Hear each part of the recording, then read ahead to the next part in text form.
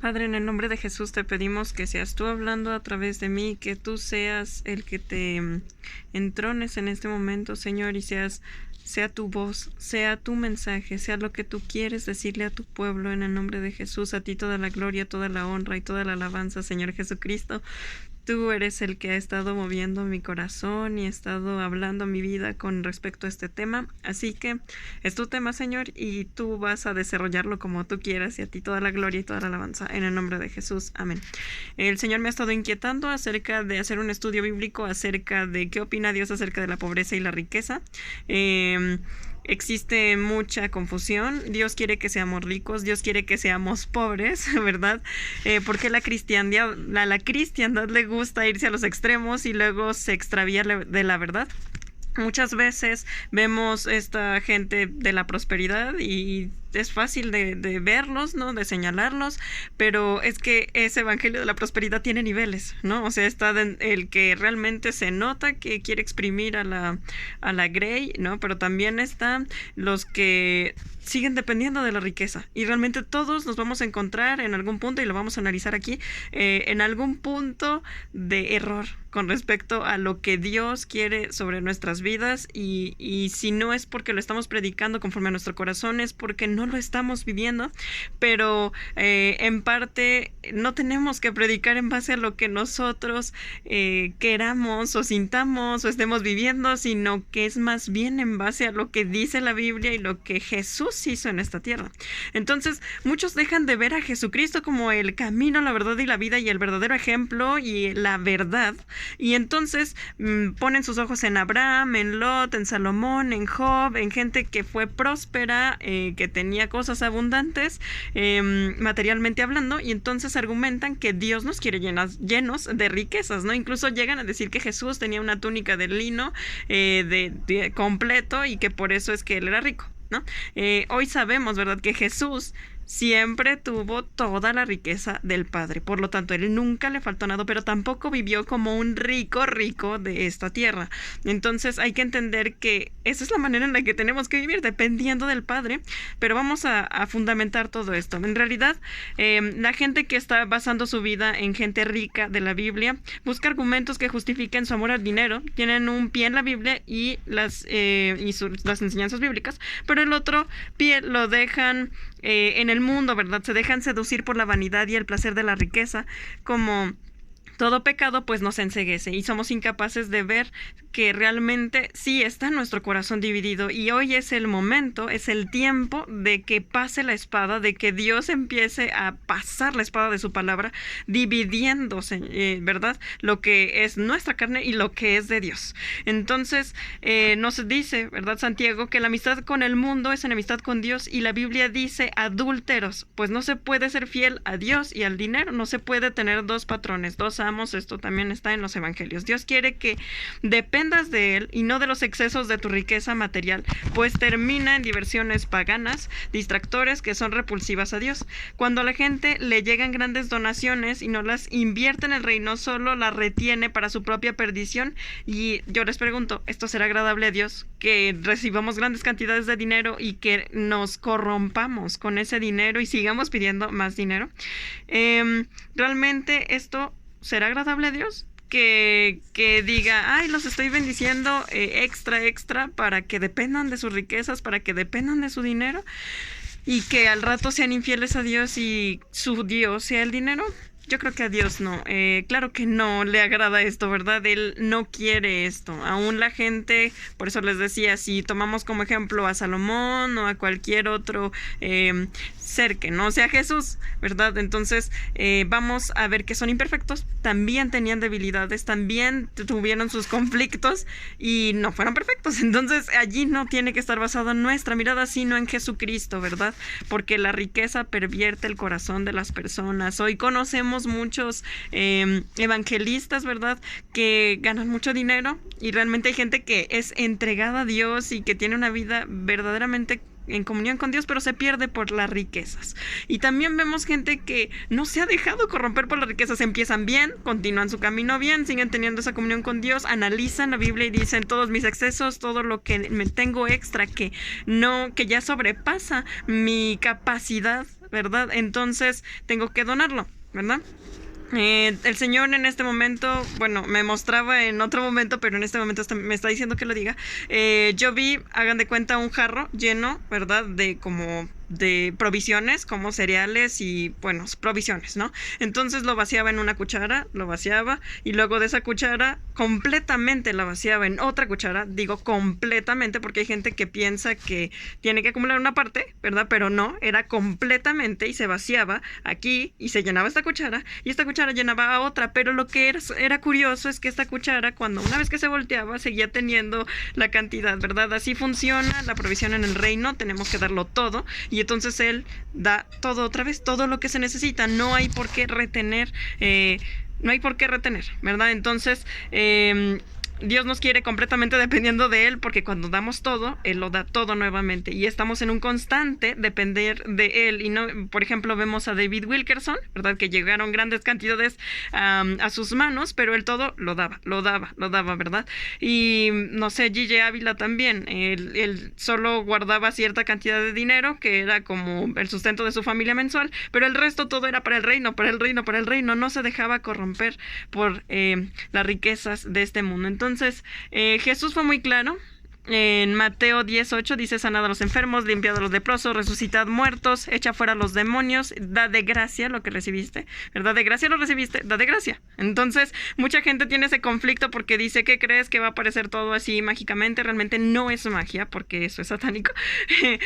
No es así nada más. Se trata de la fe, ¿verdad? Y sabemos que Jesús es Hijo de Dios, que es real, ¿verdad? Y que su provisión es real. Nosotros tenemos que depender de Él. Y cuando nosotros empezamos a argumentar es que necesitamos del dinero para vivir, realmente no es así. O sea, Dios mantuvo a Elías con pan del hocico de los siervos, ¿verdad? Mientras él tomaba agua de aquel río o riachuelo. Entonces, no, Dios no necesita del dinero para sostener a sus hijos. Los hijos, ¿verdad? Piensan que sin dinero no se puede hacer las cosas. Entonces Dios nos quiere llevar a un nivel mayor, ¿verdad? Superior, como en aquellos tiempos de la antigüedad y como en los tiempos de Jesús, porque Jesús es el camino, la verdad y la vida. Entonces, Jesús nunca cobró sus servicios de evangelización ni oración, y no tenía dependencia al dinero. Él tenía una dependencia total a Dios. Dios te puede dar dinero, sí te puede dar dinero, pero tu dependencia tiene que ser a Dios en todo momento, y por lo tanto puedes vaciar tu porción sin ningún problema y sin temor, porque el temor viene del demonio. Vemos que a lo largo del ministerio de Jesús, Él tuvo dádivas. O sea, había gente, ¿verdad? Mujeres que lo apoyaban, pues gente de Dios que le daba, ¿verdad? Y también menos en el ministerio de Pablo, ¿verdad? También muchos se fundamentan en Pablo, pero ojo, nuestro camino, ¿verdad? Y vida es Jesús. Está bien ver y analizar la vida de cada uno de los personajes bíblicos, y eso es maravilloso. Pero nuestra mirada y nuestro ejemplo siempre va a ser Jesucristo, y todo va a ser pasado por el filtro de la perfección, de la verdad, que es Él, Jesucristo. Entonces, Pablo también agradece a los filipenses, ¿verdad? A Tesalónica por su apoyo económico, sus ofrendas voluntarias, más sin embargo, pues todo esto es voluntario, y todo lo que nos dan sabemos que viene de parte de Dios y que no podemos retenerlo. Tenemos que invertirlo en lo que Dios nos esté dirigiendo que lo hagamos. Hay veces que, por ejemplo, nos va a pedir que lo administremos de cierta manera, pero nunca va a ser para, como dicen las escrituras en Santiago, ¿verdad? Que esas riquezas los hacen lo desperdician, lo despilfarran para sus deleites, para sus gustos. Eso nos va pervirtiendo, nos va quitando santidad, nos distrae de la verdad, ¿verdad? Nos distrae de Dios. Entonces, Dios nos da una medida rebosante y apretada sin que nuestro corazón se vuelva engreído o amante al dinero. Nos da lo que necesitamos y que no nos falte nada. Entonces, allí hablamos de que hay gente que dice: ay, es que la maldición de ser pobre y etcétera, y realmente es una maldición, ¿no? Esa es una pregunta. ¿Por qué? Porque la maldición consiste en esto, en que no te alcance, en que no tengas lo que necesitas, porque cuando eres hijo de Dios tienes lo que necesitas, pero realmente el no tener esa holgura económica o esa riqueza, ¿sí? Lo contrario a esa riqueza, ¿será una maldición? Porque Jesús vivía al día, vivía con lo que el Padre le daba del pan de cada día. Y así es como nos invita Dios a vivir a nosotros como hijos de Dios. Entonces, 1 de Pedro 5 dice: apacentad la grey de Dios voluntariamente, no por ganancia deshonesta. Le está hablando a todos los que se dedican al evangelio. Dice 2 de Pedro 2:3 que los falsos maestros se dejan corromper por la avaricia y hacen mercadería con las personas, ¿verdad? El 2 de Pedro 2:14 dice que su corazón está ejercitado a la codicia de los falsos maestros, y siguen el camino de Balaam en el 15, que amó la riqueza que le ofrecían. ¿Se acuerdan de Balaam? Que él quería maldecir. Bueno, le había dicho a Dios: tú no vas a maldecir a mi pueblo, no te voy a permitir, lo vas a bendecir. Pero él, o sea, se lo dijo varias veces y como que no entendía que con Dios no se negocia, ¿verdad? Y es como, puedo negociar con Dios porque yo quiero mi riqueza. O sea, él quiere el dinero. Eso es lo que corrompía sus sentidos espirituales, su capacidad de discernir entre lo bueno y lo malo, entre qué decisión tomar, y tuvo que hacer que la burra hablara, ¿verdad? Y hoy día muchas personas hacen lo que sea por conseguir ese dinero y piensan que están sirviendo a Dios. Incluso pueden estar escuchando a Dios, pero se dejan guiar más por lo que quiere su corazón y no por lo que realmente Dios quiere para sus vidas. Ahora, ¿por qué muchas de las, pues sí, corrientes cristianas satanizan a los pobres materiales? Si Dios dice en su palabra una preferencia por ellos, y en realidad la está amonestando a los ricos, ¿verdad? Esto lo vemos en el Nuevo Testamento, que es lo perfecto. Porque en el Antiguo Testamento podemos desviarnos un poco, pero en el Nuevo Testamento Jesús mismo lo está diciendo. Entonces dice Lucas 7:22, ¿verdad? Cuando Juan el Bautista les manda a preguntar si Jesús es el que habría de venir, porque estaba pasando por una prueba fuerte, porque estaba en la cárcel, porque él quería estar libre, decía: si Jesús está allí en su esplendor, porque yo no estoy con él. Pero en realidad él mismo lo había profetizado y dijo: yo tengo que menguar para que crezca él. En ese momento difícil, ¿verdad? Es cuando Jesús le responde y le dice, manda decir, ¿verdad?, a los discípulos de Juan. Les dice en Lucas 7:22: los ciegos ven, los cojos andan, los leprosos son limpiados, los sordos oyen, los muertos son resucitados, y a los pobres es anunciado el evangelio, ¿verdad? Y también en otro momento que dice que el Espíritu de Dios está sobre mí, ¿verdad? Y que ha venido a traer buenas noticias a los pobres. Dice Lucas 6:20: bienaventurados. Aquí no hay para irse para otro lado, porque en Mateo sí dice acerca de los pobres espirituales, pero Lucas es muy claro y lo va a confirmar, ¿verdad? Que está hablando de esa preferencia por los pobres. Dice: bienaventurados vosotros los pobres, porque vuestro es el reino de Dios. Bienaventurados los que ahora tenéis hambre, porque seréis saciados. Bienaventurados los que lloráis, porque reiréis. Bienaventurados si los aborrecen, los vituperan, los desechan, alégrense, ¿verdad? Está hablando de sean felices. Aquí van a padecer, ¿verdad? Como en esa parábola donde está Lázaro, ¿verdad? El rico y Lázaro. Allí podemos ver, y mucha gente dice no, y se inventa cosas, pero en realidad está siendo muy claro, ¿verdad? Está siendo muy claro acerca de cómo es que Lázaro estaba padeciendo mientras el rico tenía sus banquetes y no era capaz de, pues, de darle algo, ¿verdad? Entonces vemos que simplemente Lázaro, por su riqueza, ya las tenía de ganar, ¿no? Entonces vemos también al rico, por su riqueza, todos los pecados que conlleva, ¿verdad? El ser engreído, la falta de compartir, tantas situaciones, y que muchas veces hoy decimos, no, es que yo sí comparto, pero como dice la Biblia, ¿verdad? Das lo que te sobra. No como esa viuda pobre que está dando está lo último de su existencia, ¿no? Entonces dice Lucas del 6:24, ahora para los ricos, ¿no? Por si alguien quería como moverle allí a los pobres y decir alguna interpretación rara. No, aquí está confirmando lo que son ricos materialmente en la siguiente parte acerca de los ayes, ¿verdad? Si bienaventurados es como felices, pues ayes es como de ay de ti, pobre de ti, ¿verdad? Es como viene algo feo para ti, ¿verdad? Dice: ay de vosotros los ricos, porque ya tenéis vuestro consuelo. Hay de vosotros que ahora estáis saciados, porque tendréis hambre. Hay de los que ahora reís, porque lamentaréis y lloraréis, y cuando hablen bien de ustedes, ¿verdad? Entonces nos está hablando que quiénes son los que hoy día comen, si quieren su pollito frito, si quieren lo que sea que quieran y que se les antoje, pues están hablando de los ricos, de quienes están saciados, y quienes cuando tienen alguna pena dicen: ay, vámonos al bar, vamos a esto, aquello, el otro, o se van simplemente de vacaciones, no necesariamente un vicio bien señalado, sino simplemente disfrutar de su dinero. En el dinero está su consuelo. Mientras que el consuelo de los pobres, ¿en quién está? Pues en Dios. ¿A dónde más? ¿Verdad?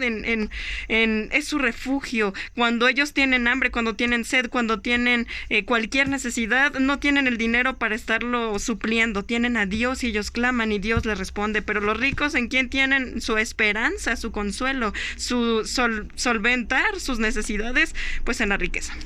Entonces, nos dice Apocalipsis, ahora ya viendo, o sea, después de las bienaventuranzas, ahora vamos a ver las dos iglesias, ¿verdad? Tenemos dos iglesias de contraste económico en Apocalipsis. Tenemos el Apocalipsis 2 del 8 al 10, donde nos está hablando de la iglesia de Esmirna, y el Apocalipsis 3 del 16 al 22, que nos está hablando de la Odisea, ¿verdad? Y una es rica y la otra es pobre. Esmirna es pobre, y nos está diciendo aquí: el primero y el postrero, el que estuvo muerto y vivió, dice esto: yo conozco tus obras y tu tribulación y tu pobreza, pero tú eres rico. Y vamos a tratar de aclarar esto, porque está diciendo en Santiago 7:5, para que aclaremos rico en qué manera y pobre en qué manera, ¿verdad? Nos está diciendo: yo conozco tus obras y tu tribulación y tu pobreza, porque tú eres rico, entre paréntesis. Y nos dice Santiago 2:5 o 7:5, dice: hermanos míos amados, oíd, no ha elegido Dios, escuchen bien, a los pobres de este mundo para que sean ricos en la fe y herederos del reino que ha prometido a los que le aman. Nos está hablando pobres de este mundo, o sea, pobres para los que no quieren hacerlo válido, ¿verdad? Y dice para que sean ricos en la fe. Y analizándolo, era lo que estábamos diciendo, que alguien que es pobre en este mundo, entonces es rico en la fe. ¿Por qué? Porque va a depender completamente de Dios y él va a creer que todas sus necesidades van a ser solventadas por Dios. Entonces dice aquí: pero tú eres rico, y la blasfemia de los que se dicen ser judíos y no lo son, sino la sinagoga de Satanás. No temas en nada de lo que vas a padecer. He aquí el diablo echa a algunos de ustedes en la cárcel para que seáis probados y tendréis tribulación por 10 días. Sé fiel hasta la muerte y yo te daré la corona de la vida. El que tiene oído, oiga lo que el Espíritu dice a las iglesias. El que venciere no sufrirá daño de la segunda muerte. ¿Vemos algún error en esta iglesia? Porque yo no lo encuentro. Aquí simplemente dice: sé fiel hasta la muerte y yo daré la corona de la vida. ¿Va a ser probado? Sí. ¿Va a padecer? Sí. ¿Va a sufrir? Sí. ¿Va incluso a entrar a la cárcel? Sí. Pero no le está diciendo algo como a las otras iglesias que dice: perdiste tu primer amor,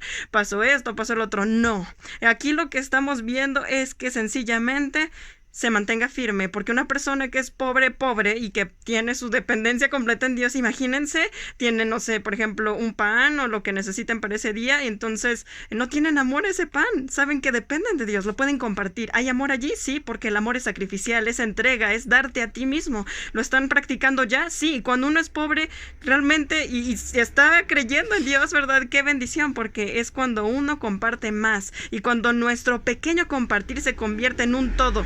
Porque podemos compartir grandes cantidades de dinero, de alimento, de lo que tú quieras cuando eres rico, pero bueno, jamás se va a comparar a cuando eres pobre y es tu sustento, totalmente tu sustento, y que lo estés compartiendo. Eso es grande para Dios, eso le gusta mucho, porque te estás dando a ti mismo. Es cada porción de pan que tienes contado, te estás dando a ti mismo. No es lo mismo, no se compara. Entonces, ahora vamos a ver a la iglesia de la Odisea, que son ricos. Dice: he aquí el amén, el testigo fiel verdadero, el principio de la creación de Dios dice esto: yo conozco tus obras, que ni eres frío ni caliente, ojalá fueras frío o caliente, pero por cuanto eres tibio y no frío ni caliente, te vomitaré de mi boca. Dice: ¿por qué tú dices yo soy rico? Claro, rico en esta tierra, rico, tiene dinero. Dice: y me he enriquecido y de ninguna cosa tengo necesidad. Aquí aclaramos que de ninguna cosa tiene necesidad. Él es rico materialmente. Y no sabes que tú eres un desventurado, miserable, pobre, ciego y desnudo. Así nos vemos delante de Dios cuando tenemos riqueza, ¿verdad? Pobres porque somos pobres en la fe, ciegos porque nos enriquece la riqueza, y como dice, ¿verdad?, la palabra de Dios en Santiago, esa riqueza nos pervierte, nos hace ser amigos del mundo, nos seduce, ¿verdad? Cuando nos dice ustedes piden mal porque lo piden para desperdiciar, para malgastar. Eso es lo que hacemos cuando tenemos exceso de dinero. Dice miserable, pobre, ciego y desnudo. Desnudo porque hay que recordar, y bueno, aquí no tengo la cita bíblica, pero en Apocalipsis dice, ¿verdad? Que la vestimenta son las buenas obras, ¿no? Y si no tenemos buenas obras, pues obviamente estamos desnudos. Dice, por tanto, yo te aconsejo que de mí compres oro refinado en fuego para que sea rico y vestiduras blancas. Qué bonito, ¿verdad? Yo te aconsejo que me compres oro refinado en el fuego. ¿Cómo se compra el oro? Con fuego, ¿verdad? En la prueba, en medio del sufrimiento. Esta gente no está acostumbrada a sufrir, no ha fundado un carácter de Cristo. En realidad, ellos han aceptado a Cristo, por eso están aquí en el Apocalipsis, son iglesia, pero no han sido probados, no han sido, ahora sí que su carácter no ha sido formado. Entonces nos está diciendo, ¿quieres oro refinado? Empieza a dar. Esa riqueza que tú tienes aquí, la vas a dar, ¿verdad?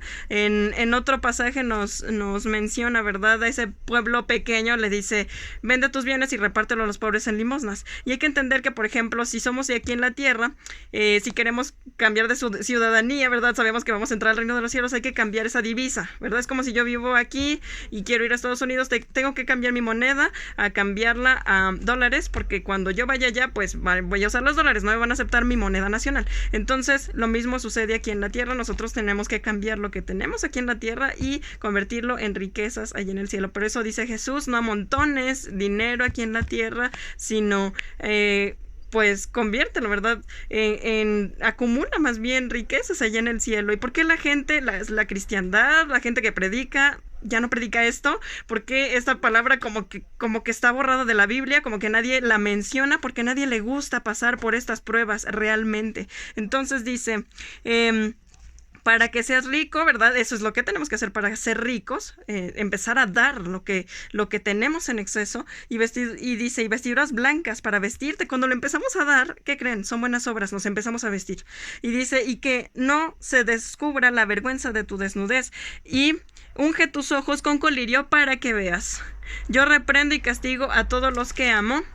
Pues sé pues celoso y arrepiéntete. He aquí, yo estoy a la puerta y llamo. Si alguno oye mi voz y abre la puerta, entraré a él y cenaré con él y él conmigo. Al que venciere le daré que se siente conmigo en mi trono, así como yo he vencido y me he sentado con mi Padre en su trono. El que tiene oído, oiga lo que el Espíritu dice a las iglesias. Entonces estamos viendo aquí que Jesús nos está tocando las puertas del corazón. Tú, rico, que estás viendo este video, te está tocando las puertas de tu corazón y te está diciendo, cambia, porque dentro de mi perspectiva no eres como tú realmente crees que eres. Lo que tú das son sobras. Quieres realmente hacerte riquezas en el cielo, tienes que pasar necesidad, tienes que sufrir, tienes que pasar por pruebas de fe, porque hasta el momento solamente has dependido de tu dinero, no me has dejado intervenir en tu sustento, no me has dejado intervenir en tu salud, porque me tomas como una segunda opción, porque primero vas al médico o haces una pequeña oración y si no funciona vas al médico. Entonces el Señor está llamando a la puerta, quiere hijos que dependan de Él, hijos que lo honren, hijos que realmente vivan para Él. Entonces ya vimos aquí, ¿verdad?, que los pobres de este mundo son los herederos, ¿verdad?, del reino. Y las conclusiones, bueno, pues en Isaías 53:3 dice de Jesús que era un hombre de dolores, acostumbrado al sufrimiento, que los hombres lo despreciaban y lo rechazaban. No es fácil, seguir a Jesús no es fácil, carga tu cruz y síguelo. Esa es la verdad. Para obtener el mejor vino de la uva y el aceite, pues la uva se tiene que exprimir, el olivo se tiene que exprimir. Esto no es gratis, la unción no es gratis, no... Ahora sí que el carácter de Jesús no es gratis, la salvación es gratis, pero alcanzar la madurez y formar el carácter de Cristo no es fácil, no es sencillo y no es divertido, es algo... es necesario exprimirse, es necesario morir, ¿verdad?, a la carne, al deseo material y pues ahora sí que carnal para llegar a tener la estatura del varón perfecto. Y esto solo se obtiene con sufrimiento y hay que coparticipar, ¿verdad?, con los sufrimientos de Cristo para tener su madurez. La madurez no es transferible así nada más porque sí, sino porque tenemos que padecer como Jesús padeció para llegar a tener su estatura. Entonces, la ruta fácil no es la correcta. Tenemos que sufrir, eso va formando nuestro carácter. Estamos en un proceso de crecimiento para llegar a ser como Jesucristo, nuestro ejemplo a seguir. No hay que juzgarnos unos a otros de decir, no, es que tú eres menos espiritual que yo soy más espiritual que tú, porque realmente nadie es perfecto. El único que es digno y santo, ¿verdad?, para juzgarnos y señalarnos, condenarnos o así, bueno, Jesús, y como le dijo a la persona, ¿verdad?, yo no te condeno, ¿verdad? Pero no vuelvas a pecar. Nos está exhortando, nos está lanzando a creer. Entonces realmente no nos estamos juzgando, pero tampoco vamos a predicar de acuerdo a cómo vivimos nosotros. No vamos a adulterar la palabra de Dios para que se acomode a cómo estoy viviendo yo ahora. Yo no soy el ejemplo, repito, yo no soy el ejemplo, tú no eres el ejemplo, Jesús es el ejemplo. No adulteres la palabra para acomodarla a tu manera de vivir actualmente, acomódala como Jesús, o sea, no la acomodes. Predícala como es, no omitas los versículos de la Biblia que hablen sobre la pobreza, no omitas los versículos de la Biblia que hablen sobre la riqueza, y en especial los del Nuevo Testamento, porque es lo perfecto. Entonces, predica el Evangelio como es, no lo acomodes a tu manera de vivir, hazlo completo, o sea, predícalo completo, lo que dice la Biblia, exhorta a la perfección. No somos perfectos, pero vamos a alcanzarlo. Pero ahora sí que hay que exhortar a la gente a alcanzar la perfección, no a quedarse a nuestra manera de vivir, a que se acomoden a algún ejemplo bíblico muy bonito de alguien que fue un héroe de la fe, está bien, pero Jesús es nuestro héroe de héroes, es nuestro ejemplo a seguir. Prediquemos lo que él dijo, prediquemos la Biblia completamente y prediquemos para formar un pueblo perfecto, aunque no lo seamos, aunque no seamos el ejemplo. Él es el ejemplo, prediquemos las cosas completas. Dios te bendiga. Y Padre, en el nombre de Jesús, en este momento yo te pido que abras el corazón, la mente, los sentidos espirituales, traigas revelación a cada uno. Y Señor, gracias porque tú quieres desatar un pueblo que te crea, un pueblo así como en la iglesia de los Hechos, un pueblo lleno de gente que realmente está dependiendo de ti, no de sus riquezas, que es capaz de compartirlo todo, que es capaz de darlo todo por ti, de no reservarse nada, ni en la riqueza, ni en su capacidad, ni en nada, sino que te honre, que su motivación no sea la riqueza, sino que seas tú, Señor, en el nombre de Cristo Jesús. Amén.